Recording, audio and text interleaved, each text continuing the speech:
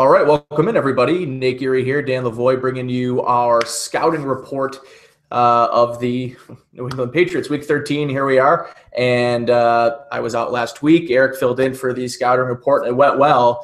Dan, the last couple of weeks, we were doing some scouting reports. The results in the field were pretty bad. Let's hope for some better news this week. Obviously, the big win against the Chiefs last week, but obviously facing a different animal on the offensive side of the ball. Let's start. I don't know, Dan. You want to start defensively here because I think there's a lot to say about the offense. I think we could. I think we should maybe save that. I think we should maybe start defensively here because I think it's maybe an area where the Bills can exploit. Obviously, we were talking before air that there are some injuries of note. So if you want to start going through those, I think maybe those defensively, not too much. There was actually most of those injuries were on the offensive side of the ball, specifically on the O-line. So, but defensively, Dan, let's talk about this is a 4-2-5 team, right? Yeah, they have a base four down front, but they're not beholden to the strict front seven like some teams are. Yeah, especially with limited linebackers. Obviously, they lost. Hightower earlier in the year. And I think that really, he was that defense. So you look at now Van Noy up the middle, but when you start down in the trenches in their front four, Alan Branch had a great year last year. He's sort of fallen back into a depth role on this defense, but let's talk about the interior defensive line, an area again, where I do think Vlad Dukas with his size, I still don't know that his performance has been there, but with his size and still Richie's ability to move around, I think the Bills can exploit the Patriots right in the middle of that defense. Yeah, this has been an inconsistent group for the Patriots. They have some guys that are kind of defensive end, defensive tackle tweeners. You've got Trey Flowers, who's probably their most consistent pass rusher. He has 6 sacks this season, and he's pretty good as a strong side defensive end goes. They also have Dietrich Wise, who's a rookie this year out of Arkansas. He's a big-bodied guy, but he is still struggling with his technique. He can be turned aside and moved out of spaces just with good positioning. So the other player who's had kind of a down season relative to his draft expectations is Malcolm Brown. He was a first-round pick a couple years ago. Has not had much to show for it aside from just being a consistent gap clogger on this team. So the one thing the Patriots are really lacking for this year, especially on their defense, is the pass rush. They're only 24 sacks in their 12 games that they've played. So that's not great, but it's not awful. At the same time, though, one of those sack leaders, linebacker Kyle Van Noy, is on the injury report right now with dealing with a calf strain. Yeah, that would be a huge, I think, even if he's hampered or slowed a little bit, I think that'd be a huge advantage for the Bills because we were talking about it before too. I think we both agree that Van Noy is sort of the player to be concerned about, maybe scheme around this week as their linebacker. This is a guy that really came in as a defensive end coming in out of BYU, right? And he was really more of a defensive end, and now he's moved into this middle linebacker role in this defense, and I think he's done a really good job. Yeah, no, I saw him coming out of Brigham Young. He was a pass rushing outside linebacker for them, and the NFL definitely thought of him more as an off the ball linebacker, but he's kind of just done his thing. He hadn't had any real good success. In fact, he didn't even start a game with Detroit until his 3rd year in the NFL. And at that point, he ended up moving to the Patriots. So he's finally come on this year in relief of Dante Hightower and going to be one of the more consistent playmakers for the Pats if he's healthy this week. Yeah, that's the key if he's healthy. And again, I think that's an area of interest for me, especially with Charles Clay, who is also showing up obviously on the injury report. He shows up every week there, but as a limited participant. But yeah, the middle of the field is really in my opinion anyways, the area of the field that you can exploit this Patriots defense because, they do have Stephon Gilmore and they still have Malcolm Butler. These are 2 premier corners in the league, whether as a Bills fan you want to admit it or not. But, Stephon Gilmore, I was watching something, I don't know if it was on TV or not, I might actually read it, but talking about how Stephon Gilmore the last few games since returning from injury has looked a lot better because they stopped asking him to play so much zone, which just hit home with me, because I'm like, well, that makes a lot of sense why, we know why Stephon Gilmore isn't here, and he's supposedly a man corner, but I don't know. But as we know right now, Stephon Gilmore is playing better, and he's going to be hungry, and he's going to be up for this game. That's for sure. Oh, definitely. And the coaches learned what Bills fans learned for 4 years with Gilmore, which is that he is a very athletic player.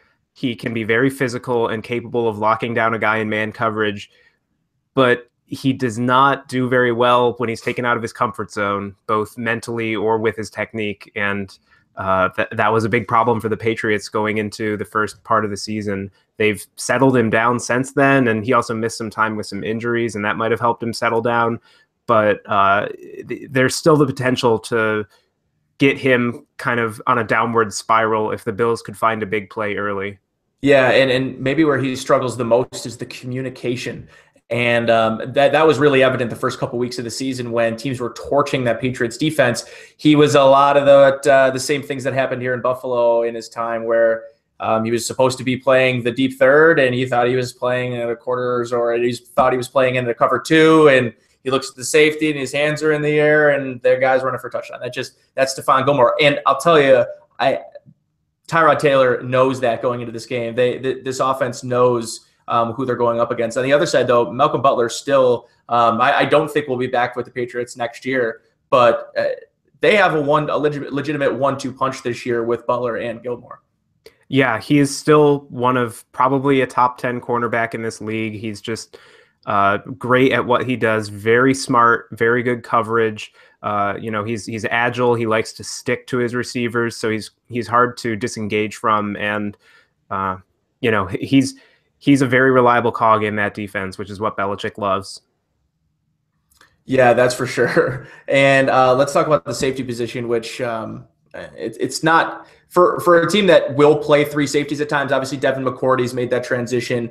Patrick Chung, it seems like has been playing there forever. But talk about the safeties and maybe another area deep where Tyrod Taylor, who really hasn't utilized the deep ball very much this season, but maybe an area they can exploit on this Patriots defense, who we should probably talk about too, is playing better than they were from the middle portion of the season. Yeah, so this is sort of the question with the Patriots defense is, which was the real Patriots defense? Was it the 4 games at the start of the season where they were by far like historically bad? Was it the last 3 games where they've shut down their opponents? I think it's somewhere in the middle. You've got they played some bad quarterbacks. I mean, they had Jay Cutler and then they took him out of the game and played against Matt Moore.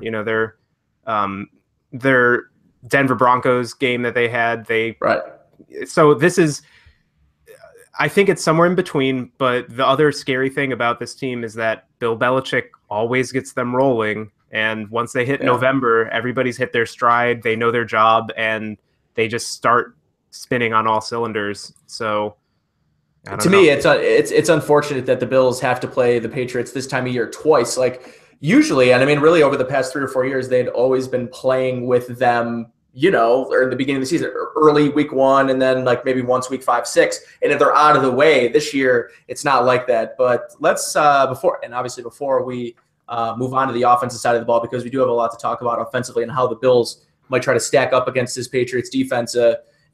Maybe a template from last week that we'll be talking about. But I want to tell you about our sponsors, mybookie.ag, of course, online betting database. If you head over there, mybookie.ag, they'll give you 50% sign-up bonus. So if you want to throw in $100, they'll give you 50 free bucks to play with. You just got to use the promo code Locked On. So remember, this is also one of the fastest payouts on the internet. So if you want to get your money fast, you want to play with good money, head over to mybookie.ag. So Dan, what we were talking about, obviously, in the offensive side of the ball, it starts all around Tom Brady. I mean, they don't have super great talent at the wide receiver position. I mean, Brandon Cooks is a nice player. I like him.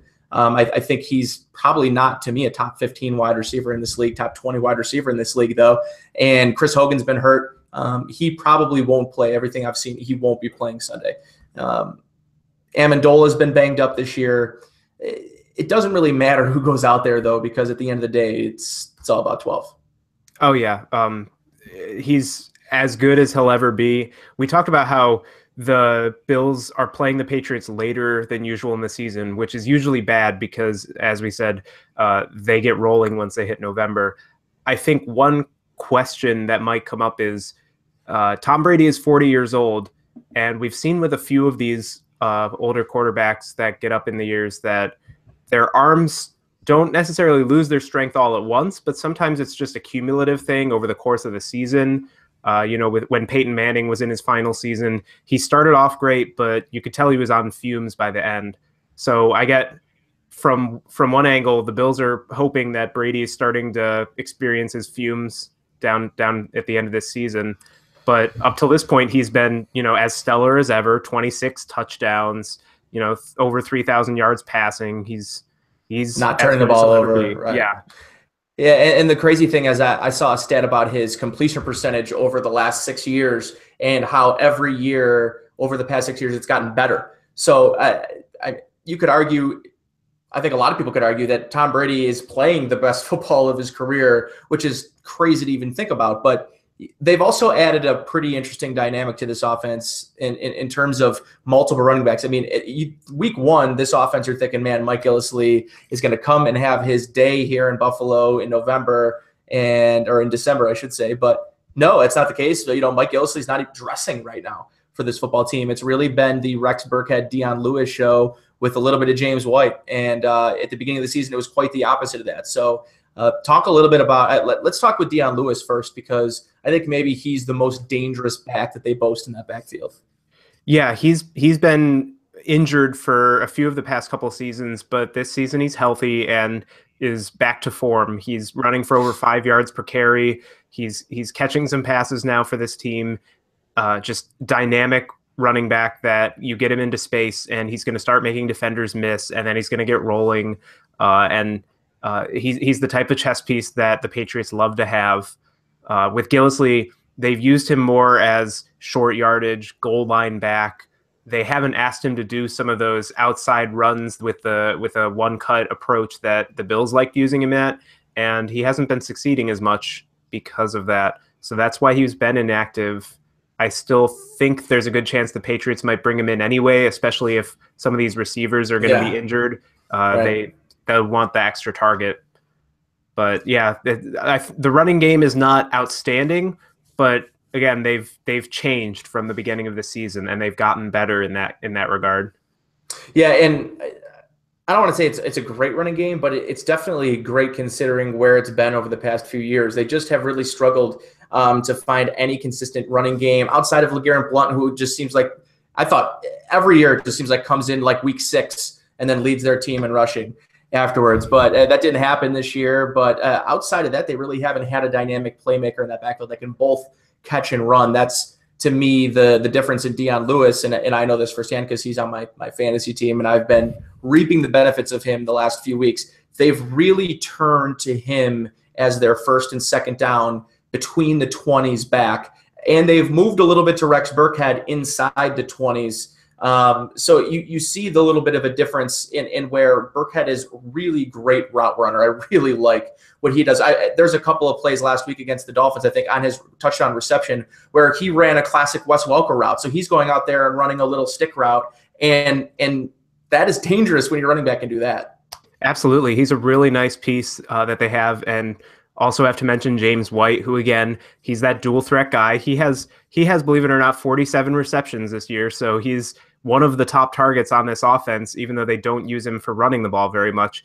And then you have James Devlin, who is solidly a fullback. He hasn't even run the ball this year, but he's one of the best blockers in the league, and he can catch some passes out of the backfield. So he also helps open up this running game. Yeah, it's such an interesting dynamic between all of them because it's like, none of them are great, but they all do a couple of things really well. And it really personifies sort of the offense as a whole because, and really Tom Brady's career, he's never had, other than Randy Moss, he's never really had that go-to target. Obviously, that goes without saying that Rob Gronkowski is really one of the more dynamic playmakers in the league still. And I mean, he's not even really 30 yet. So the thing with Rob is, obviously, the injuries have caught up to him a little bit. He's slowed up a little bit, but he's still got the size and he's still got the athleticism. And it's going to be a real task. Let's just hope that there's thank God Nicole Roby-Coleman's off the team. Let's just say that. Oh yeah, no, just having that note. I mean, although to be honest, the Bills have a very short defensive backfield. There's a lot of these players are under 6 feet anyway, but none of them are quite at Roby levels where they'd be face to face with me. But Gronkowski is he's on pace for 1,000 yards, on pace for more than 10 touchdowns. He's the guy, and he's going to keep being the guy for them. So he always does well in Buffalo. Yeah, and if I think what's going to be interesting is something that Eric was talking about following the Kansas City Chiefs game was that they disguised their coverage and they tried using more 3-3-5 looks, which gave them an extra defensive back to move around. And that might be the best thing they can hope for against this team, is that they can put a safety where Brady might not have expected one during his pre-snap read, or maybe they can at least clog up the passing lane after the snap and just try to get him to go on to his second or third read, give the pass rushers some time to get to Brady. And it's interesting you say that too, because that almost concerns me a little bit based on what they were able to do on the run game last week. I mean, I think 193 yards on the ground against the Dolphins, and the Dolphins have a pretty solid front line. I mean, any line that has Ndamukong Suh is a pretty solid front line to me. But I think it's something you have to be careful of, because if you are going to run with 3 defensive linemen, you need to be careful, because Dion Lewis is, although small, isn't the kind of guy that's going to go down with arm tackles, especially the way they tackled for 3 out of the last 4 weeks. Yeah, it's been interesting. The Dolphins are an extremely inconsistent defense this year. They've had multiple games with under 70 yards rushing allowed. They've had last week they almost allowed 200 against the Panthers. They almost had 300 rushing yards. So the Patriots caught them on a bad day. Hopefully the Bills catch them on a bad day a couple weeks from now. But yeah, this could easily be an offense that starts rolling together a lot of big plays, and the Bills will be behind in a hurry. Or it could be the type of situation where the Bills, if they can figure out the right combination of personnel and play calls, they can stall them enough to keep this close. And let's talk about an area that I think the Bills may actually have a legitimate advantage in, and that's up front. Right now, the injury report doesn't look great for the Patriots up front. Talk a little bit about their offensive tackles, because 2 of them are actually they didn't practice today and are questionable to play on Sunday. Yeah, so both of their offensive tackles, Cannon and Waddle, are injured and did not practice on Wednesday, both ankle injuries. So along with that, David Andrews, their center, has been dealing with an illness that caused him to miss the last game. He was a limited participant on Wednesday's practice, so he's probably going to be playing, but this is slightly banged up offensive line. They have a couple more guys that are on injured reserve who haven't been able to play, so there's some potential here that the Bills might be able to at least generate more pressure than they've been generating over the last few weeks. Yeah, and last week I thought they actually did pretty well to get Alex Smith a few times, and Jerry Hughes had a really, really good game last week, and I think he has the potential with the injuries, but even, I mean, he's likely going to be going up against Nate Solder, and that's going to be a great matchup, because Solder is one of the better left tackles, one of the better offensive linemen in the league. He's really turned into a nice player for them. He's big. He has athletic. He can move. But what do you think about that matchup as maybe being a key to whether or not they can get to Brady or not? So what I like about this matchup is Jerry Hughes' specialty, for the most part, is the dip and rip around the edge. And if he once he's set that move up, coming back in with the inside counter. And what I like about that is that Solder is 6'8", 315 pounds. So he's a very tall guy, which on the one hand, it gives him a large radius to rush around, but it also means that he can struggle with guys coming from underneath. And I think Hughes has the leverage to generate some pressure against this guy, and that might give him an advantage on some of these plays. All right, so time now for us to predict what happens in this game. But I'm going to make you go first, because I'm really interested to hear what you have to say about it. To me, the Bills are 6-5. They don't need to win against the Patriots this week, but they sure would like to.